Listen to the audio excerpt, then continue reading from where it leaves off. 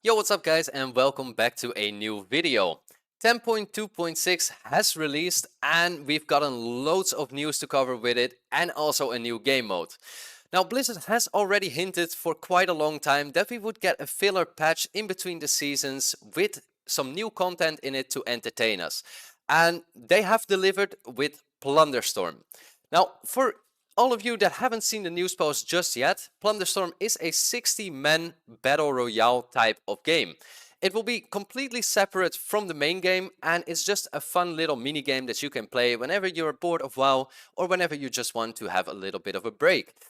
Now you can either queue solo or duo in this and you will be playing in a new type of map in which you will need to fight monsters, fight other players, collect abilities, and the eventual goal is for you to be the last one standing.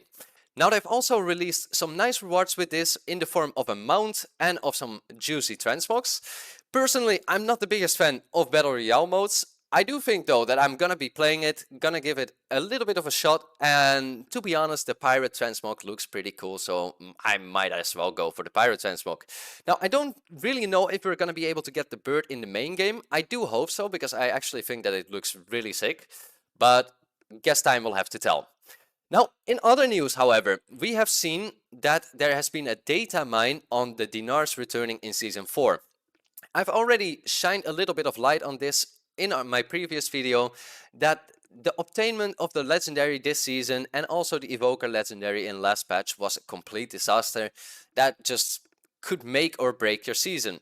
So I'm very happy that the Dinars will be returning in the next season, because if they will do what they did in Shadowlands Season 4, that means that we will be able to upgrade our legendary to the next tier's maximum item level, and we don't have to go through that entire grind again, revolving around RNG and potentially breaking our season once again.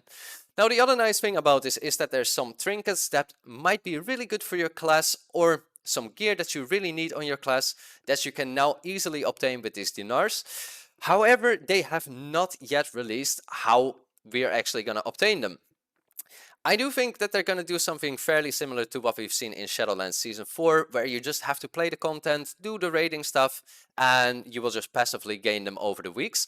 I do hope though that we get our first one decently quick so we can get the legendary out of the way as fast as possible, but I think we will get some clarification on that in the next coming weeks.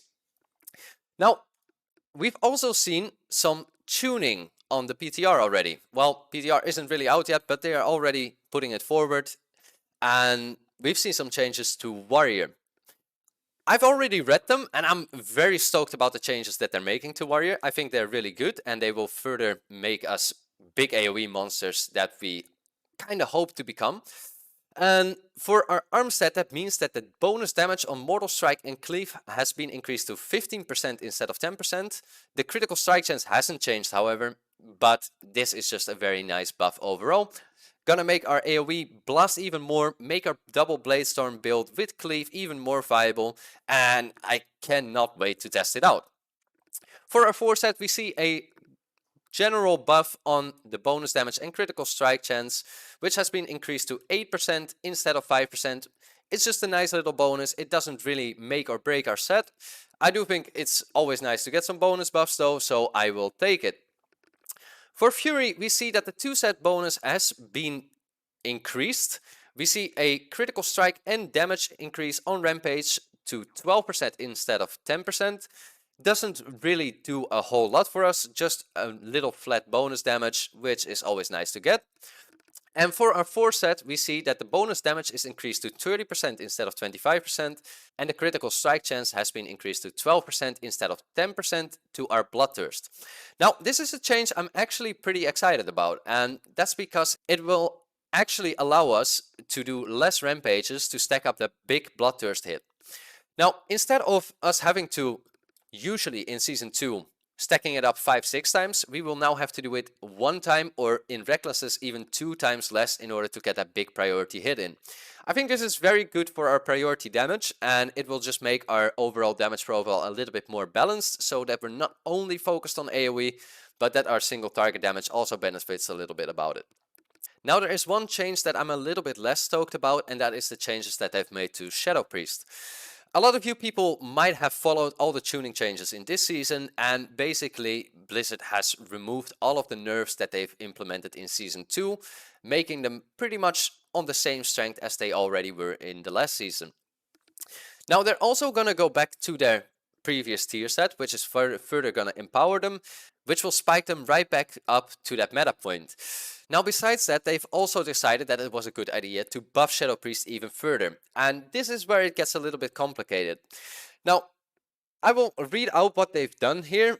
For their 2 set, they have increased the damage on Mind Blast by 40% when Shadowy Insights triggers, and that was 30% before. That's a flat out 25% buff. On the 4 set, the Devouring Plague damage is increased by 18% instead of 15%, and also every 4 casts of Devouring Plague to increase Shadowy Apparition damage by 100% for 10 seconds instead of 80%. Now, these buffs are quite significant because they have already reverted all of the nerfs that we've seen in Season 2, giving them that Season 2 tier set back, and now a buff on top of that will push them right back up to that meta spot. I'm not particularly happy about it, especially because Vengeance Demon Hunter already gives that 5% extra magical as well, pushing Shadow Priest even further. And this kind of makes me scared that we might see a repetition of Exodia. Now, I hope in the next weeks of PTR testing, they will see that they've kind of overdone it with Shadow Priest and that they will revert some of these changes that they're making. Otherwise, I think Shadow Priest is definitely going to have a spot secured in the meta. Now, this was everything I wanted to cover for today. I'm very curious what you guys think about the tuning changes and of the new game mode Plunderstorm. So let me know in the comments down below what you think. And as always, see you in the next one.